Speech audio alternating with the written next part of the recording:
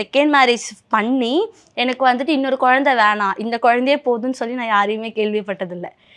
இவர் ஃபஸ்ட்டு எங்கள் அப்பா தான் வந்துட்டு எங்கள் அம்மா கிட்டே எனக்கு எந்த குழந்தையும் வேணாம், தீக்ஷுமா தான் எனக்கு குழந்தை. ஏன்னா அவருக்கு சின்ன வயசுலேருந்து என்னை தூக்கி வளர்த்ததில் எனக்கு அவங்க வந்துட்டு எனக்கு அப்பான்ற ஃபீல் அவங்களே கொடுத்துட்டாங்க. சின்ன வயசுலேருந்து நான் உன்னோட ஃப்ரெண்டாக வந்துட்டு அப்பப்போ பாப்பா வந்துட்டு பார்த்துட்டு போனதில் எனக்கு நான் அவங்கள தூக்கி விளையாடும் போதாக இருக்கட்டும் எல்லாமே வந்துட்டு அவங்களே எனக்கு அப்பான்ற ஃபீல் தந்துட்டாங்க. ஸோ எனக்கு இன்னொரு குழந்தை வேணான்னு சொல்லி யாருமே கேள்விப்பட்டதில்லை.